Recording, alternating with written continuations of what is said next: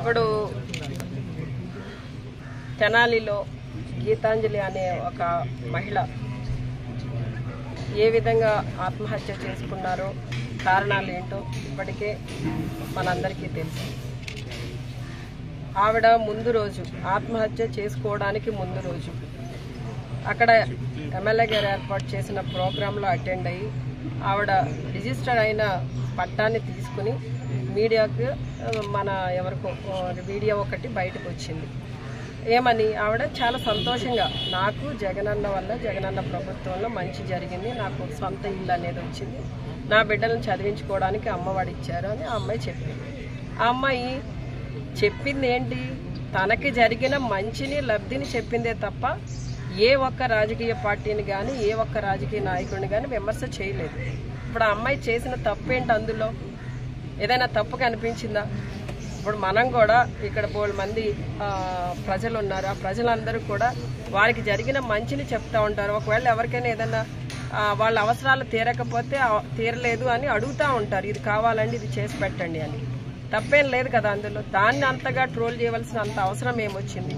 ఈ తెలుగుదేశం నాయకులకి జనసేన నాయకులు ఏదో ఒక ఆ అమ్మాయిని ట్రోల్ చేస్తూ ఆ అమ్మాయి మాట్లాడిన దానికి రకరకాలుగా వక్రీకరిస్తూ పెడార్థాలు తీస్తూ ఆ అమ్మాయిని మానసిక క్షోభకి గురి చేసి ఆ అమ్మాయి ఫోన్కే డైరెక్ట్గా కాల్స్ చేసి ఇబ్బంది పెట్టి కొన్ని మెసేజ్లు పెట్టి అలా అంత దారుణంగా చేయవలసిన అవసరం ఏముందో నాకు అర్థం కాలేదు.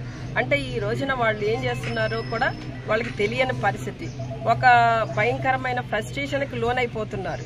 అంటే రేపు రాబోయే ఎన్నికల్లో ఎక్కడ వాళ్ళు పరాజయం పాలవుతారనే భయంతో వాళ్ళు ఈ రోజున ఆఖరికి సామాన్య మహిళని కూడా వదిలిపెట్టకుండా ఈ రోజున ఆ అమ్మాయి మీద ఈ విధంగా దాడి చేయడం, ఆ అమ్మాయిని మానసికంగా ఇబ్బంది పెట్టడం అనేది చాలా దారుణాతి దారుణం. ఈ రోజున నిజంగా మరి ఆ కుటుంబాన్ని చూసినప్పుడు చిన్నపిల్లలు, 2 ఆడపిల్లలు, నిజంగా ఆ పిల్లలిద్దరిని చూసినప్పుడు చాలా బాధ అనిపించింది. అసలు ఆ బాధని మనం ఎవరూ తీర్చిన ఈ రోజున ఆ బిడ్డలిద్దరూ కూడా అనాథలు అయిపోయారు, తల్లి లేని అనాథలు అయిపోయారు. అలాంటి పరిస్థితి ఎందుకు రావాలి? ఈ రోజున కొన్ని అమ్మాయి ఏమన్నా రాజకీయంగా ఏమన్నా మాట్లాడిందా? అప్పటికీ కూడా వీళ్ళంతా ఈ సోషల్ మీడియాలో పెయిడ్ ఆర్టిస్టులు పెట్టుకుని వాళ్ళు మా మహిళా మంత్రులు అంటున్నారు, మహిళా ఎమ్మెల్యేలు అంటున్నారు, మమ్మల్ని అందరినీ అంటున్నారు. మేమేదో పాలిటిక్స్లో ఉన్నాం కాబట్టి ఏదో మాట్లాడుతున్నారు లేని, అవసరమైతే మాట్లాడుతున్నాం, ఖండిస్తున్నాం, లేకపోతే మా పని మేము చేసుకోవడంలోనే ఉన్నాం. కానీ పాపం ఆ అమ్మాయి బాగా సెన్సిటివ్గా ఉంది, పాపం తట్టుకోలేకపోయింది.